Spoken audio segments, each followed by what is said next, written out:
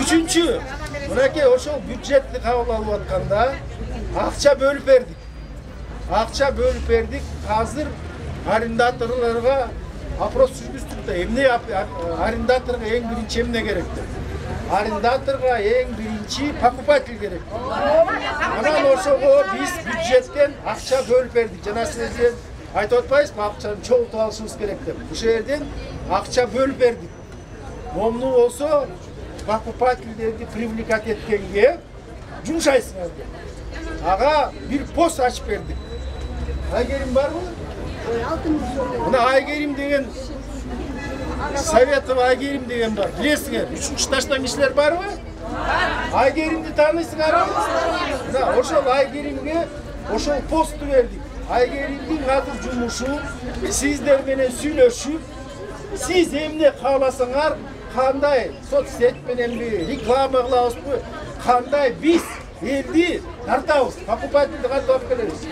Покупательдерди алып келип алса, сиздердин соодаңар жакшы жүрсө, анда могу азыркы сүйлөшүп аткан вопрос кепте болбой калат. Эмне дегенде ошонун арасында кичинекей эле толиканы жана 70 тыйындан 8 сомго чейин кичинекей эле толика. Мына бүт сырткы оформлениясын, информационный жанагы букваларды, надпистердин баарын уже согласовать этип берилген. Алар азыр уже красочный кылып туруп, азыр заказчикте ошону жасаган атат. Жана аларчаны көрдүңөр беле, ошо аларчанын сыртын жасаган фирма, ошол фирма почта аларчадай кылып баарын жасап берет. Андан тышкары өзүнүн адистиги бар.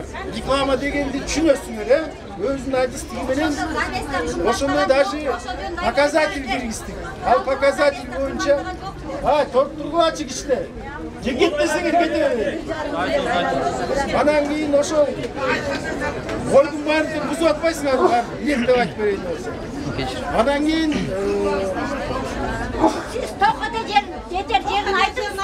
Arenda kıymattığım yok mu sizde ошол? Arenda, janagı бүтүрөйүнбү жанагы эмен, Анан кийин жанагында надписилип, андан тышкары соцсеттер менен иштеп чыгабыз. Мына Ош базардын эң чоң проблемасы эмне? Стоянка. Мына силердин покупательдер келе албай атат силерге. Шаардан опрос жүргүзсөк, эмне үчүн Ош базарга барбайсыңар десе, да у вас там не припарковаться, машину не поставить. Мынакей. Подвалдын баары стоянка. Азыр болсо аябай көп жумушту акимчилик, мэрия, профсоюз чоң жумушту азыр бүтүрүп атат. Мынакей стихийный торговляны кетирип, покупательдер сиздерге кириш керек. Бул бир. Экинчи вопрос, чоң вопрос эмне чечилип атат? Парковка болсун деп. Жанагы прилегающий территориянын баары стихийный торговля эмес, парковка болсун деп чечилип атпайбы? Ага мына акимчилик өзү башкарып туруп күндө иштеп атат ал вопросты. Азыр буюрса, ошол айтымышында да өзү деле айтып берет го, көчөлөрдүн баары бөлүнүп туруп, ошонун баары тең парковкага берилет деп.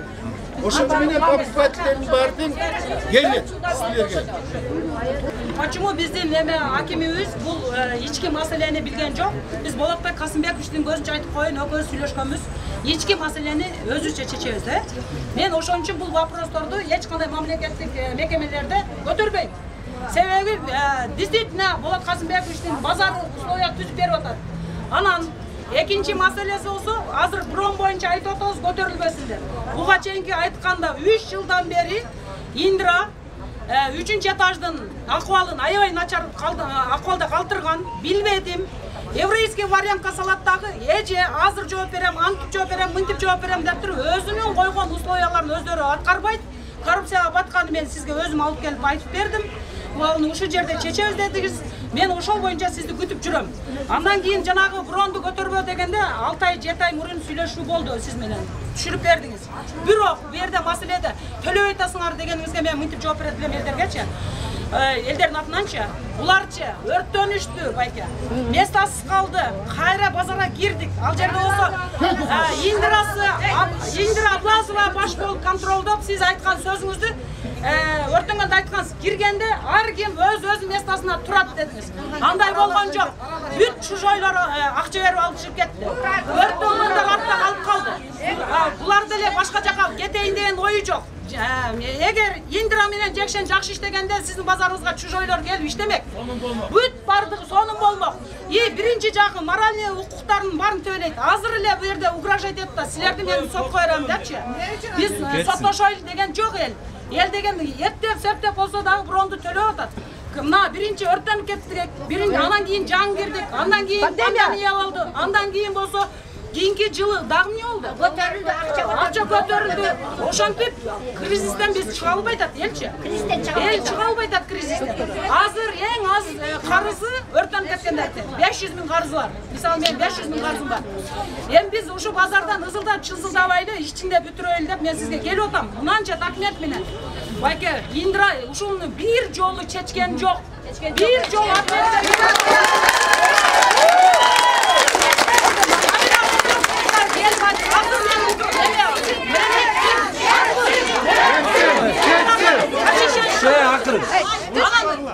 айтып атат азыр митингди сен уюштуруп атасың деп. Мен мына жерде мына айтып атам. Мартта айтып атам. Урматтуу Болот Касымбекович, ички маселелер чечиңиз. Бронду көтөрө турсаңыз эл көтөрө албайт. Ички маселенин бир да вопросу чечилген жок депчи. Чечилдиби? Эч нерсе чечилген. Сода бир күндө бир жолу качын ачпай кеткендер бар. Bir cumada bir yolu da. Ошону ушул элдин содасы болбогон үчүн мен турдурбай. Ушул элдин содасы болбогон үчүн Индира ген директору болуп бир жолу стихийный торговля боюнча маселени көтөрүп койгон жок. Ошол жердеги 20 бандит аялдар менен анын аркасында турган жүздөгөн коррупционерлер менен жалгыз өзүм күрөштүм. Канчалаган акимдерден кызым жедим. Кудайга миң кала шүгүр биздин азыркы акимибиз келип, үнүн угуп түнкү саат 3-те чалсам дагы байкуш ответ берет.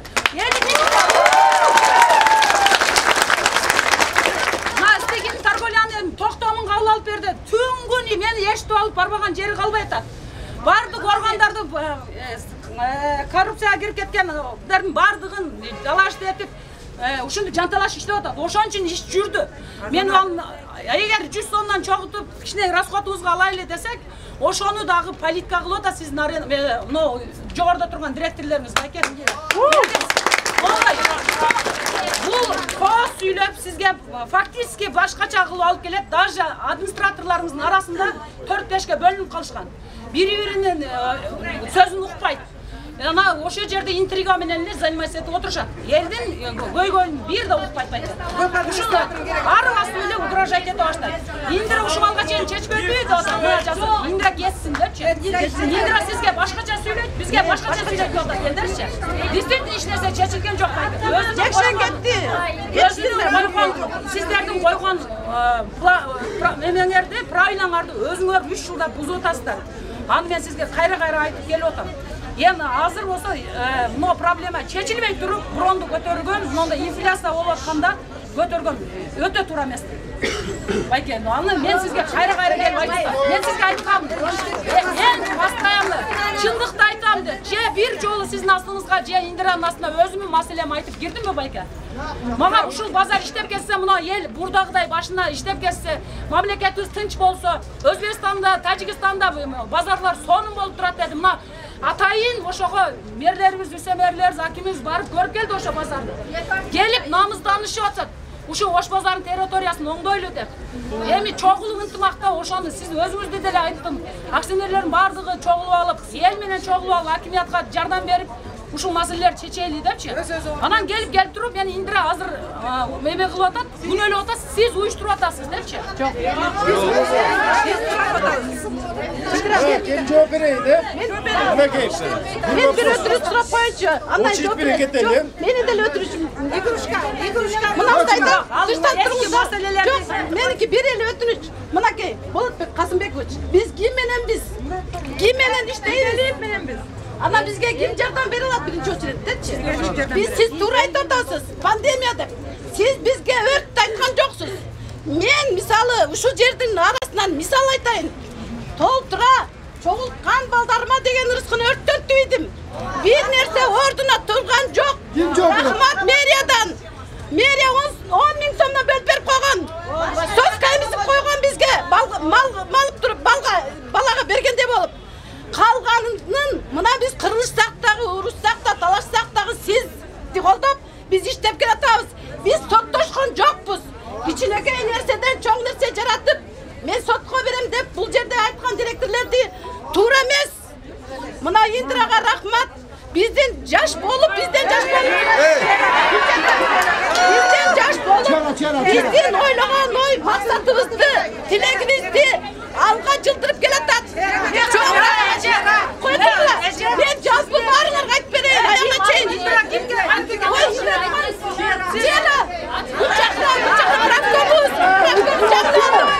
Trafkomuz alga çıldırıp geletat. Siz hayda olsanız sizni kollayız. Sizden şu 12 etaşta işte atkan adamlar vardı. Buna kalayım kalkmak gelin. Siz çok mu canlı? Çok mu ötüsün? Koyduysan. Özüm canlı kalmaçı. Ben şu örtüsün. Degen seni kozgam gel otam.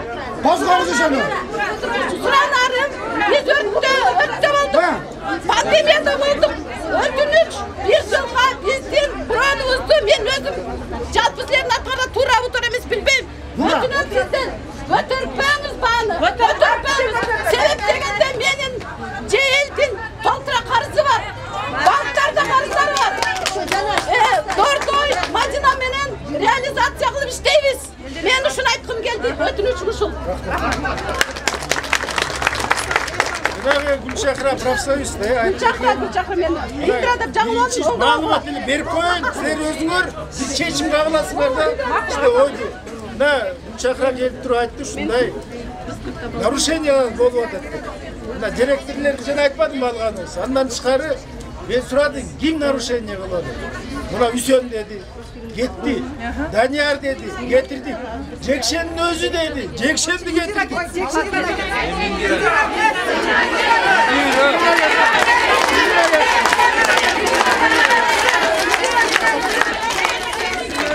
Bu bir. Экинчи. Андай элесилер кыйналып атсаңар Индира мен ар бир этажга директор коебуз. Үчүнчү этажда директор болот.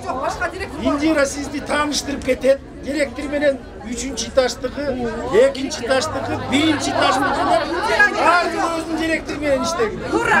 Ошондой болобу? Хорошо. Бул бир маселе.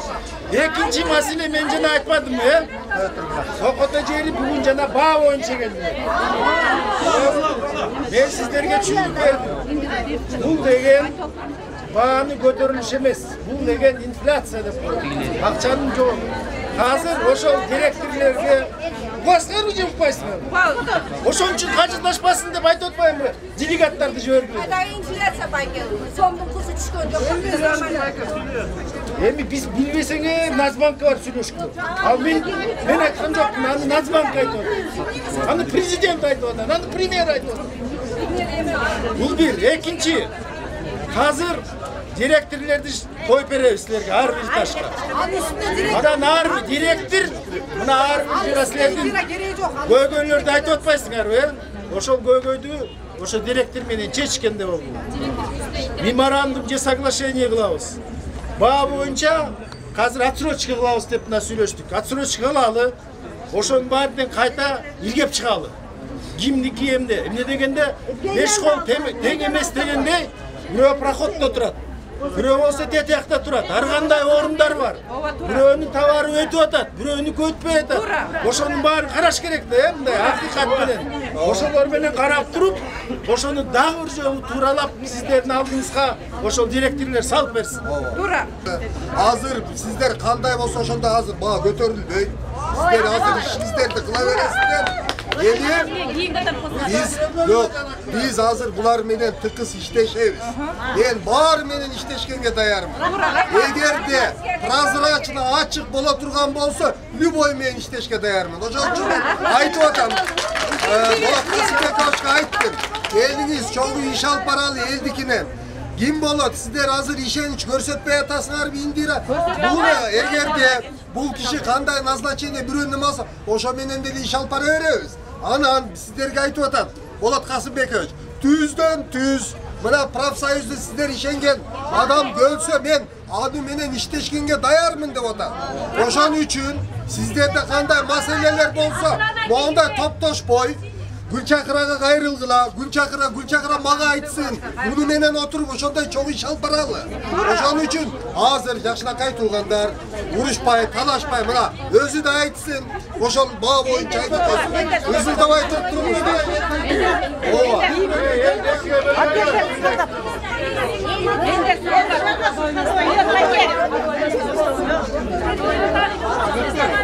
Oşol janagı siz aytıp atkан вопрос айтпадык. Ар бир этажга директор коюлат.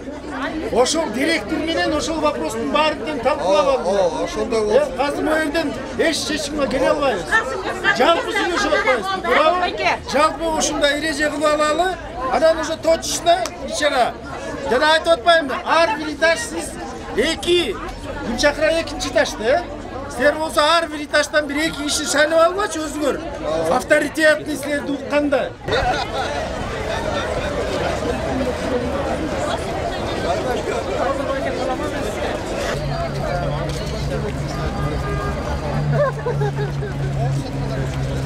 Жоқ, шында бұл деген жекіне жетіп қалған. Сонда егменен иштеши алса кетсин да.